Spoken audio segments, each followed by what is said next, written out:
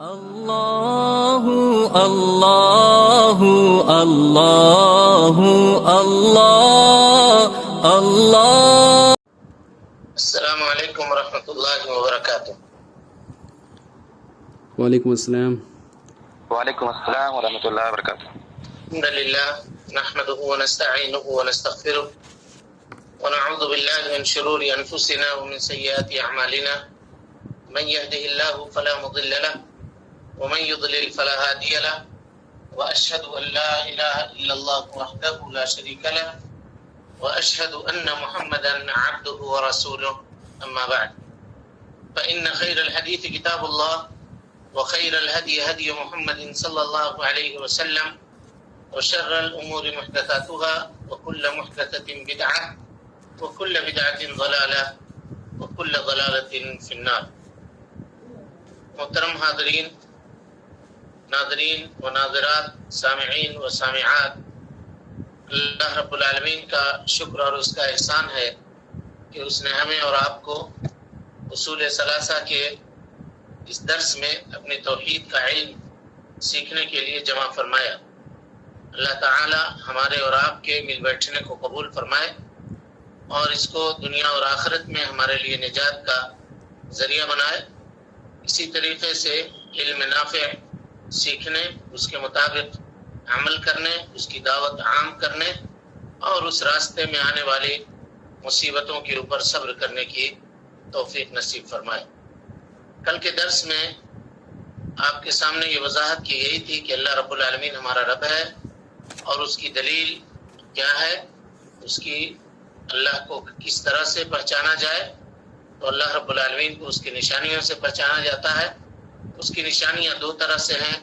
ایک شرعی نشانی ہے جو قرآن مجید اور احادیث کے اندر موجود ہے، اور دوسری نشانی آفاق کے اندر ہے، دنیا کے اندر ہے، دنیاوی نظام کے اندر ہے، جس کے بارے میں اللہ رب العالمین نے فرمایا کہ تم لوگ آسمان و زمین کی تخلیق کے اوپر غور و فکر کرو.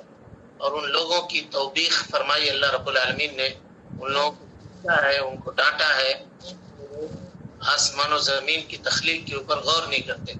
اولم ينظروا في ملكوت السماوات والارض وما خلق الله من شيء، کیا یہ لوگ آسمان و زمین کی بادشاہت اور اس کے ملکیت کے اوپر غور نہیں کرتے؟ اللہ رب العالمین نے کس طرح سے چیزوں کو ٹھیک ٹھاک پیدا کیا ہے اور ان کے نظام کو اللہ رب العالمین چلا رہا ہے. تو اس کے آیات کی دو اقسام کل ہم نے آپ کے سامنے بیان فرمایا تھا کہ ایک دلالت آفاق ہے اور ایک دلالت انفس ہے. تو مصنف رحمہ اللہ دلالت آفاق کے اوپر دلیل پیش کر رہے ہیں. کل اس کی دوسری دلیل ہم لوگ پڑھ چکے تھے. آج تیسری آیت ہے، کوئی پڑھے اس کو.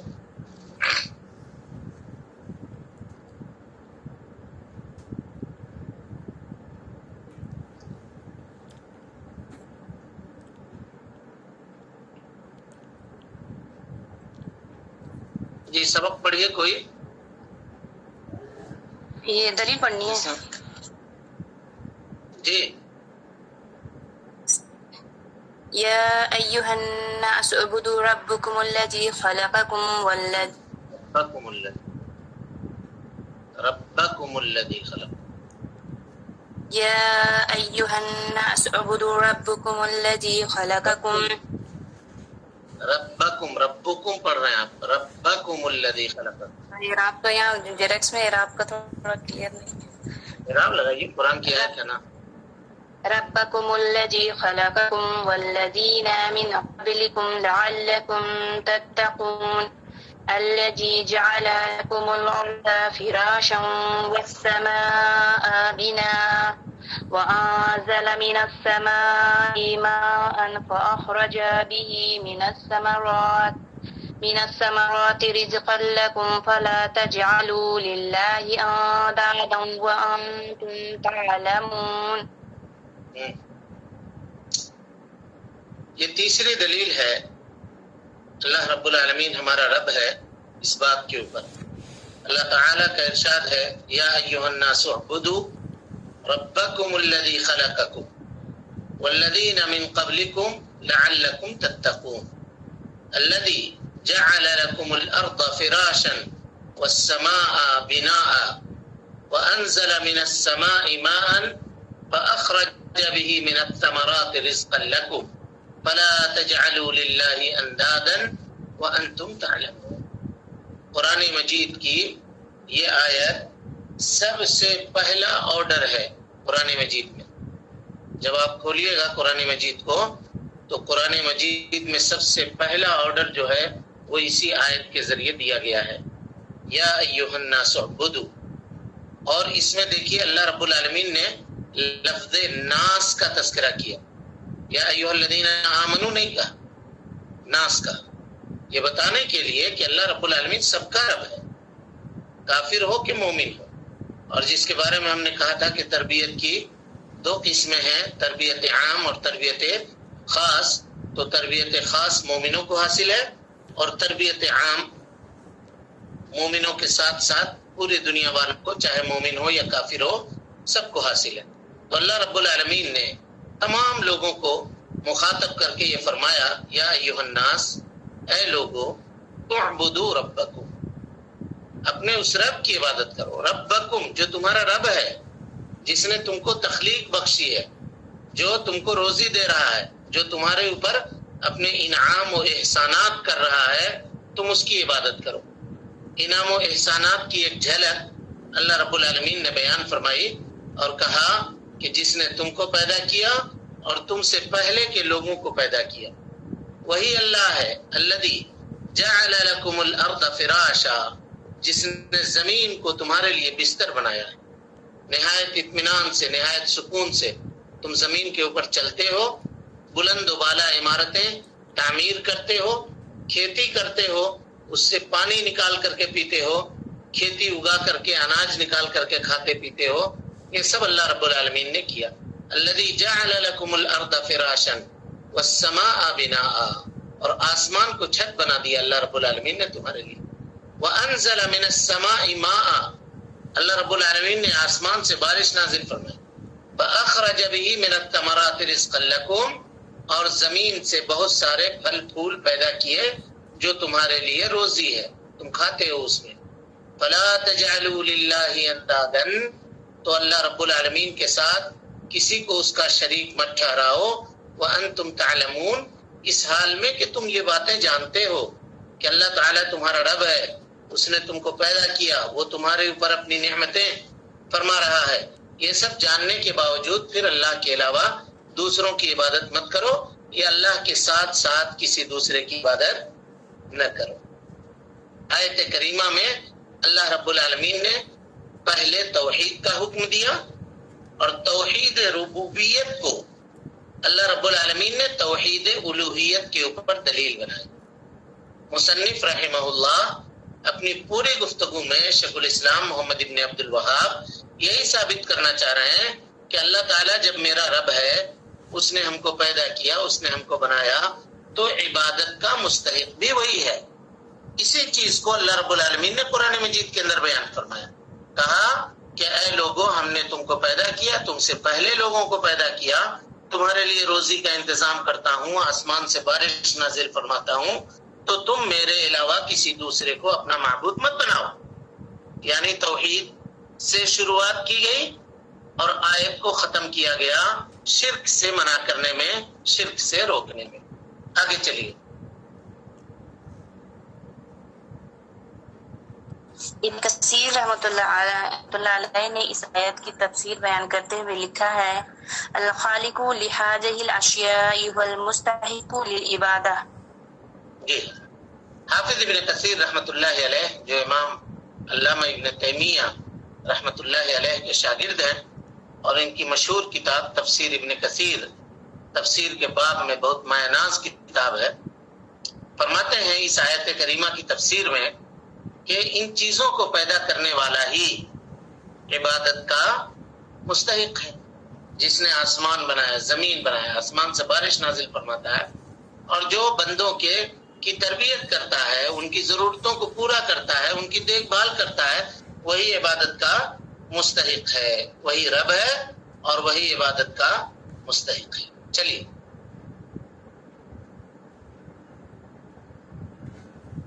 اقسام عبادت. اللہ تعالیٰ نے جن انواع و اقسام کی عبادت کو بجا یعنی جب مصنف رحمہ اللہ یہ بیان کر چکے کہ اللہ ہمارا رب ہے، یہ عبادت کا مستحق ہے، تو اب سوال یہ پیدا ہوتا ہے کہ عبادت ہو کیا چیز؟ عبادت کہتے کس کو ہے؟ یا اللہ کی عبادت ہم کس طرح سے کریں، کیسے انجام دیں اللہ رب العالمین کی عبادت کو؟ تو مصنف اب یہاں پہ عبادت کے اقسام کا ذکر فرما رہے ہیں. عبادت کس کو کہتے ہیں؟ چلیے. اللہ تعالیٰ نے جن انواع اقسام کی عبادت کو بجا لانے کا حکم دیا ہے، مثلا اسلام، ایمان، احسان، اور ایسے ہی دعا و خوف، امید و رجا، توکل، رغبت، رہبت، خشوع، خشیت، رجوع، استعانت، استعاجہ، استغاثہ، ذبح و قربانی اور نذر و منت، اور ان کے علاوہ اور بھی عبادتیں ہیں جن کا اللہ تعالیٰ نے حکم دیا ہے، اور یہ سب کی سب اللہ تعالیٰ کے ساتھ مخصوص ہے. اس بات کی دلیل یہ ارشاد الہی ہے وَأَنَّ الْمَسَاجِدَ لِلَّهِ فَلَا تَدْعُوا مَعَ اللَّهِ أَحَدًا. اب مصنف رحمہ اللہ شیخ الاسلام محمد ابن عبد الوہاب رحمہ اللہ یہاں پہ عبادت کا ایک اقسام کا تذکرہ کر رہے ہیں، یعنی عبادت کے کئی ایک اقسام ہیں. اب یہاں ایک چیز ہے، عبادت کے تعلق سے گفتگو آپ کے سامنے ہو چکی ہے، لیکن یہاں ایک بنیادی بات بتا دینی ضروری ہے. وہ یہ ہے کہ عبادت شرعی یہ 3 بنیادی اور اہم رکن کے اوپر قائم ہے. 3 بنیادی اور اہم رکن کے اوپر عبادت شرعی کا اطلاق ہوتا ہے اور اس کی عمارت قائم کی جاتی ہے. کوئی بتا سکتا ہے کہ وہ 3 بنیادی ارکان کیا ہیں عبادت کے؟ اسلام، ایمان، احسان. اور کوئی؟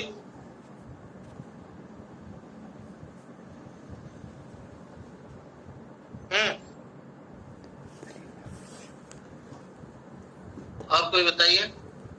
اخلاص اور نبی صلی اللہ علیہ وسلم کی اتباع.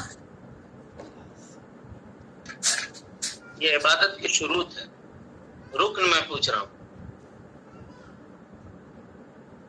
اور کوئی؟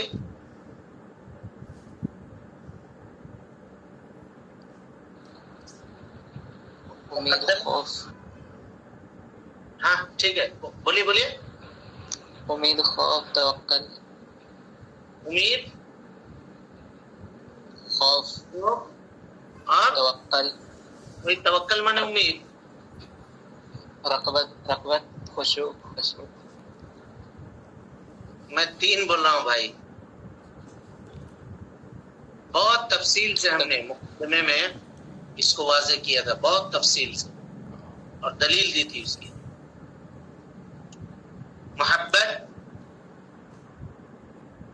رجا اور خوف، یہ 3 بنیادی چیزیں ہیں جس کے اوپر عبادت شرعی قائم ہے. اگر ان تینوں چیزوں کو عبادت سے نکال دیا جائے، الگ کر دیا جائے، تو عبادت باقی نہیں رہتی ہے. آدمی عبادت کرے، کمال محبت ہونی چاہیے اس کے اندر، اللہ رب العالمین سے محبت.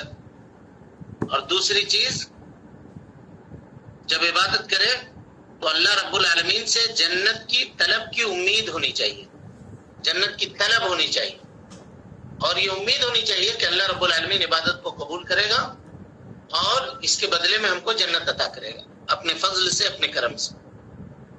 اور اسی طریقے سے اللہ رب العالمین کا خوف ہونا چاہیے، جہنم کا خوف ہونا چاہیے کہ اگر ان عبادتوں کو ہم انجام نہ دیں گے تو اللہ رب العالمین ہمارے گناہوں کے نتیجے میں، ہماری معصیت اور نافرمانی کے نتیجے میں ہم کو جہنم کے اندر داخل کرے گا. یہ 3 چیزیں، اگر یہ 3 چیزیں بیک وقت ایک ساتھ کسی کی عبادت میں نہیں پائی گئی تو اس کا عبادت شرعی نہیں ہوگا، اس کی عبادت شرعی نہیں ہوگی. اور اس کی دلیل بتائیے کوئی؟ دلیل کیا ہے؟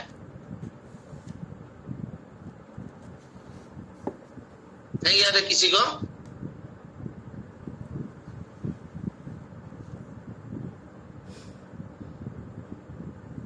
دلیل ہے الحمدللہ رب العالمین الرحمن الرحیم مالک یوم الدین اور ایاک نعبد و ایاک نستعین.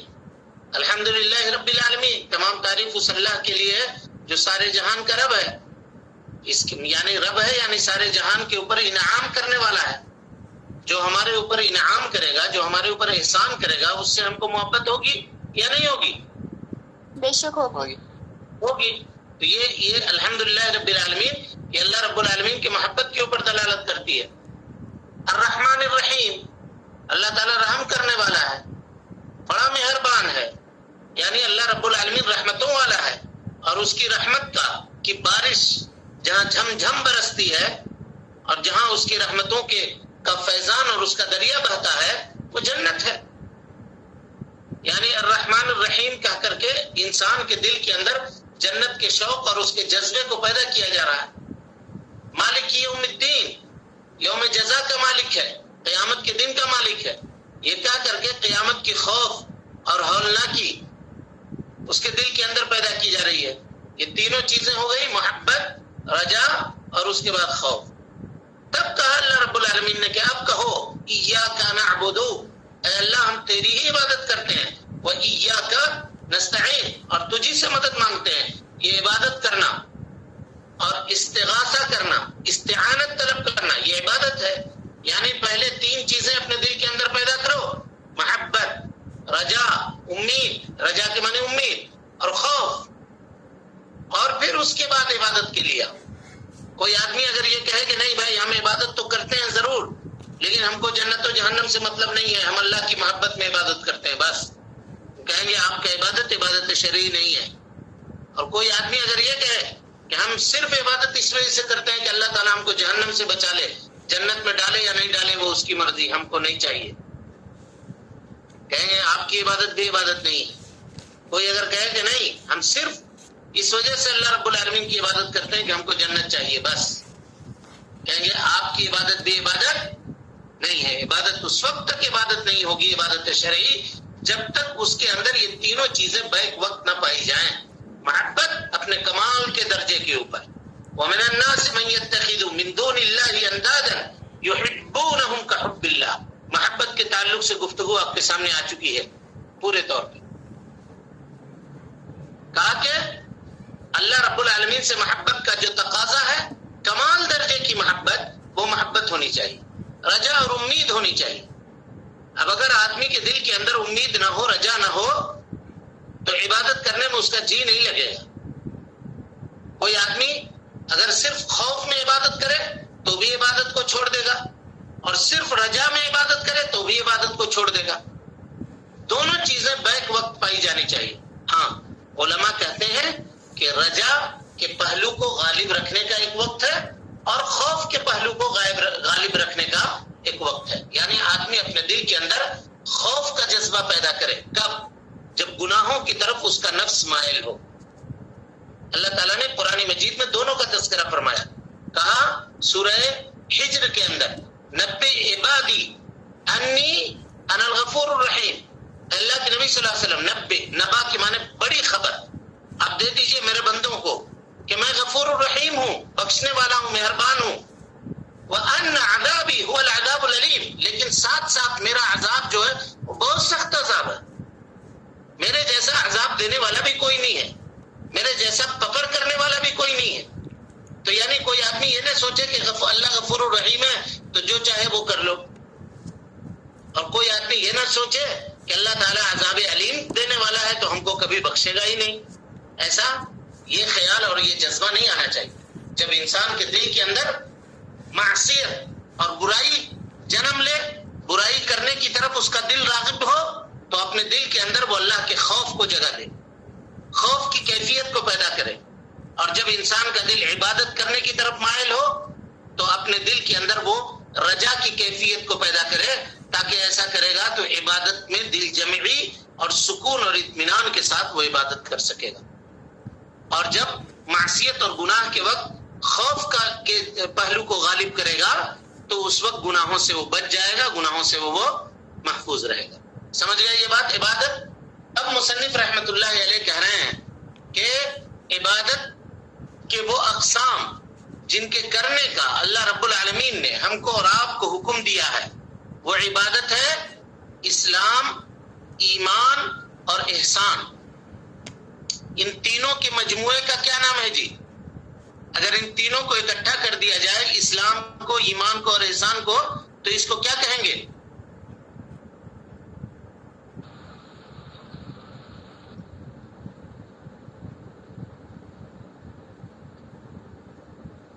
دین.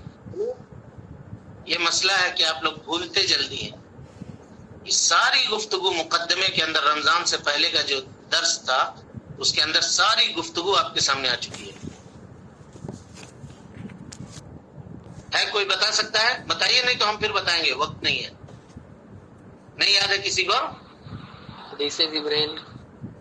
حدیث جبریل، ٹھیک ہے. چلیے آگے بولیے. یہ دین ہے. ہاں، اور کوئی؟ میرے بھائی حدیث جبریل کی طرح ہم نے اس وقت ہم نے یہ کہا تھا کہ یہ مراتب ہے، 3 مراتب، 3 درجے ہیں، مرتبت. یہ 3 درجے کس کے ہیں؟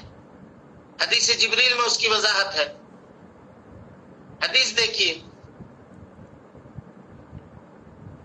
حضرت عمر ابن خطاب سے روایت ہے، مسلم کی روایت. عن عمر ابن الخطاب رضی اللہ عنہ قال بینما نحن جلوس عند رسول اللہ صلی اللہ علیہ وسلم اطلع علينا رجل شديد بياض الثياب شديد سواد الشعر لا يرى عليه اثر السفر ولا يعرفه منا احد حتى جلس الى النبي صلى الله عليه وسلم فاسند ركبتيه الى ركبتيه ووضع كفيه على فخذيه. اور اس کے بعد وہ پوری حدیث اخبرنی عن الاسلام، آپ نے اسلام کے بارے میں بتایا. پھر پوچھا اخبرنی عن الایمان، ایمان کے بارے میں آپ نے بتایا. پھر پوچھا اخبرنی عن الاحسان، احسان کے بارے میں بتایا آپ نے. یہ تینوں باتیں، اسلام، ایمان، احسان. اور اس کے بعد قیامت کے بارے میں پوچھا.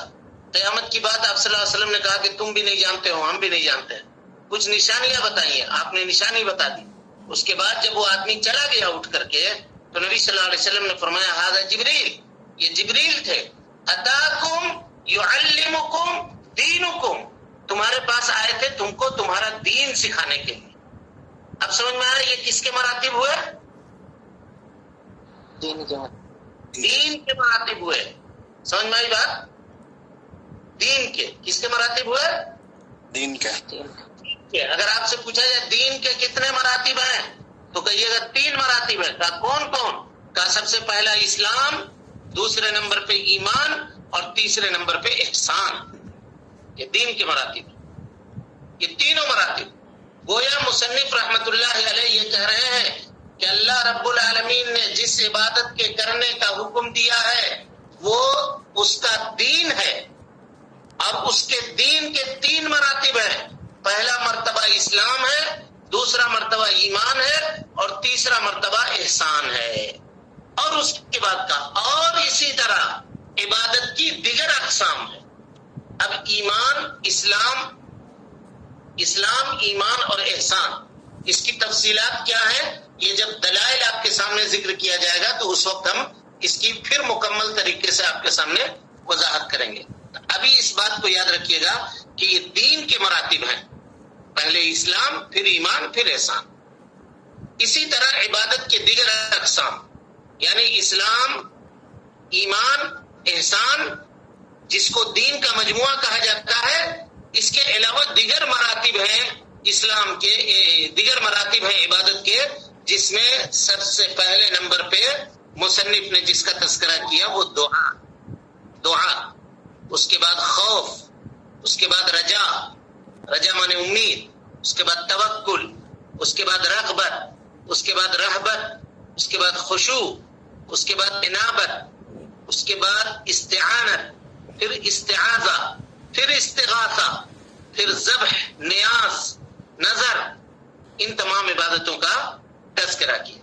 اب ایک ایک کر کے اس عبادت کے جس کا تذکرہ مصنف رحمۃ اللہ علیہ نے اپنے سامنے کیا ہے، ہمارے سامنے ایک ایک کر کے اس کا ہم معنی سمجھنے کی کوشش کرتے ہیں. یہاں پہ حکم نہیں بتائیں گے، حکم جب دلیل دی جائے گی اس کے اوپر تب وہاں پہ حکم بتائیں گے. ابھی اگر ہم حکم دے دیں آپ کو تو خلط ملط ہوگا، ایک دوسرے سے خلط ملط ہو جائے گا. اسی لیے یہاں پہ صرف معنی سمجھیے اور اس کے کیا اقسام ہیں اس قسموں کو سمجھنے کی کوشش کیجیے. سب سے پہلے نمبر پہ تذکرہ کیا دعا. دعا جس کے بارے میں آپ کے سامنے گفتگو ہو چکی ہے. نبی صلی اللہ علیہ وسلم نے فرمایا الدعاء هو العبادہ، دعا اصل عبادت ہے. ایک جگہ فرمایا، ترمذی کی روایت ہے الدعاء مخ العبادہ، دعا عبادت کا مغز ہے، عبادت کا ایسنس اور اس کا عرق اگر نکالا جائے تو وہ دعا ہے. کیونکہ بندہ دعا کرنے میں جس طرح عاجزی اور انکساری کا اظہار کرتا ہے، وہ عاجزی اور انکساری اللہ رب العالمین کو سب سے زیادہ پسند ہے. اور اللہ تعالیٰ اس بندے کو سب سے زیادہ پسند کرتا ہے جو اللہ کے سامنے جس قدر گڑ گڑانے والا اور جس قدر گریوزاری کرنے والا ہوتا ہے. وہ بندہ اللہ رب العالمین کو پسند ہے. اللہ نے اس کا حکم دیا ہے ادعوا ربکم تضرعا وخفیہ، اپنے رب کو گریوزاری کرتے ہوئے خفیہ انداز میں چھپ کر کے پکارا کرو. اس کا حکم اللہ رب العالمین نے خود دیا ہے. اب آئیے، دعا پوری کی پوری، اس میں کوئی تفصیل نہیں ہے، پوری کی پوری عبادت ہے، چاہے کہ کسی طرح کی بھی دعا کیوں نہ ہو. لیکن عموماً علماء کرام دعا کی دو اقسام بیان کرتے ہیں. کتنے قسم؟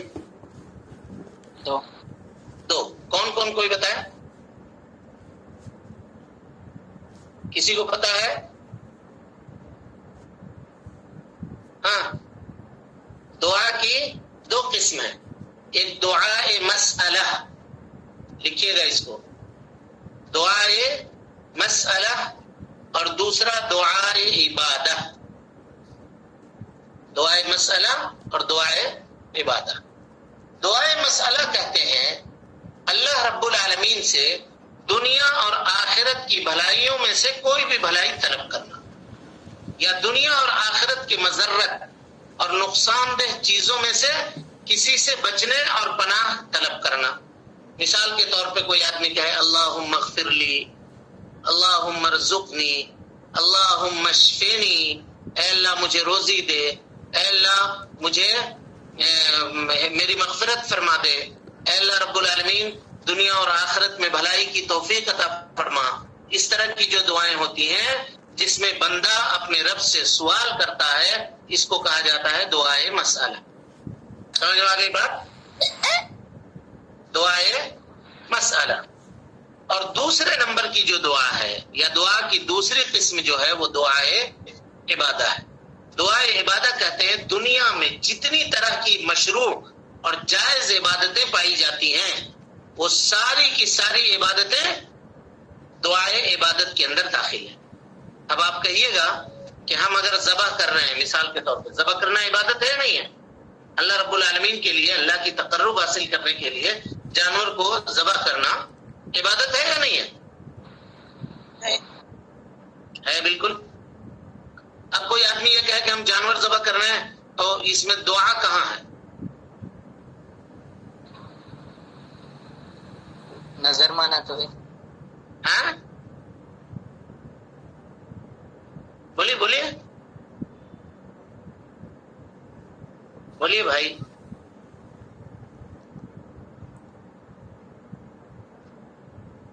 کوئی کہے کہ ہم روزہ رکھ رہے ہیں تو اس میں دعا کہاں ہے؟ اللہ اس کو قبول کر لے دعا کرتے ہیں. کیا بات ہے، یہی ہے جواب. کہ ہم اگر نماز پڑھ رہے ہیں مثال کے طور پہ تو ہمارے دل کے اندر یہ مسئلہ ہوتا ہے، یہ سوال ہوتا ہے اللہ سے کہ اللہ یہ جو کر رہے ہیں عبادت اس کو قبول کر لے. اسی طریقے سے جو ذبح کر رہا ہے بندہ، اس کے دل کے اندر یہ خیال ہوتا ہے کہ اللہ تعالیٰ یہ ذبح تو ہم کر رہے ہیں لیکن قبول کرنے والا تو ہے. کوئی صدقہ کر رہا ہے تو اس کے اندر بھی یہ خیال ہوتا ہے کہ اللہ رب العالمین صدقہ تو ہم کر رہے ہیں قبول تو کر لے. خیرات کر رہا ہے اس کے دل کے اندر یہ خیال ہوتا ہے. اسی لیے ہم نے یہ کہا تھا دعا پوری کی پوری عبادت ہے. یا عبادت پوری کی پوری دعا ہے، یہ دونوں ایک دوسرے سے لازم ملزوم ہے، اس کو کبھی الگ نہیں کیا جا سکتا. اسی لیے دعا کے اندر عاجزی اور انکساری کا جو مادہ پایا جاتا ہے وہ دوسری کسی چیز کے اندر نہیں پایا جاتا. تو دعا اگرچہ مسئلہ کے لیے ہو، اگر مجرد بغیر کسی عبادت کے کوئی آدمی بیٹھے اور دونوں ہاتھ کو بھی نہ اٹھائے، صرف دعا کرے، ربنا ظلمنا انفسنا وان لم تغفر لنا وترحمنا لنكونن من الخاسرین، یہ دعا ہے، اور دعا کرنا یہ عبادت ہے. سمجھ میں آ رہی بات؟ دونوں قسمیں، یعنی دعائے مسئلہ اور دعائے عبادت، یہ دونوں لازم ملزوم ہے. اب آپ کہیے گا کہ کیسے پھر دعائے عبادت دعائے مسئلہ ہوگا؟ تو جیسے ہمارے ساتھی نے جواب دیا، کہا کہ کیونکہ جو بندہ عبادت کر رہا ہوتا ہے وہ اللہ رب العالمین سے یہ سوال کر رہا ہوتا ہے کہ اللہ یہ عبادت تو میں کر رہا ہوں، اپنی طرف سے کوشش کر رہا ہوں، جو طریقہ تیرے نبی نے بتایا ہے اس طریقے کے مطابق عبادت کرنے کی، لیکن مولا قبول کرنے والا تو ہے، تو اس کو قبول کر لے. سمجھ میں آئی بات؟ جی. اس کے بعد ہے خوف. دعا کے بعد کیا ہے؟ خوف. کیا عبارت مصنف کی پڑھیے؟ خوف، ہے نا؟ خوف کہتے ہیں آدمی کے دل کی کیفیت کی، کوئی بھی ایسی چیز جس کو دیکھتا ہے بندہ کہ یہ اس کے لیے نقصان دہ ہے، کوئی بھی چیز، اور اس نقصان دہ چیز کو دیکھنے کے بعد اس کے قلب کے اندر، اس کے دل کے اندر جو ہیجان کی کیفیت پیدا ہوتی ہے، اس کو خوف کہا جاتا ہے. اس کو کیا کہا جاتا ہے؟ خوف. خوف کہا جاتا ہے. اب اس خوف کی 4 قسمیں ہیں. خوف کی کتنی قسم ہے؟ 4 قسم ہے. چاروں کا پھر الگ الگ حکم ہے، جو انشاءاللہ کل کے درس میں آپ کے سامنے بیان کیا جائے گا. اللہ رب العالمین سے دعا ہے کہ اللہ تعالی ہمیں اور آپ کو حسن عمل کی توفیق دے، جب تک زندہ رکھے دین اسلام پہ زندہ رکھے، اور جب اٹھائے ایمان پہ اٹھائے. آمین وآخر دعوانا الحمدللہ رب العالمین. اللہ اللہ اللہ اللہ اللہ اللہ اللہ اللہ اللہ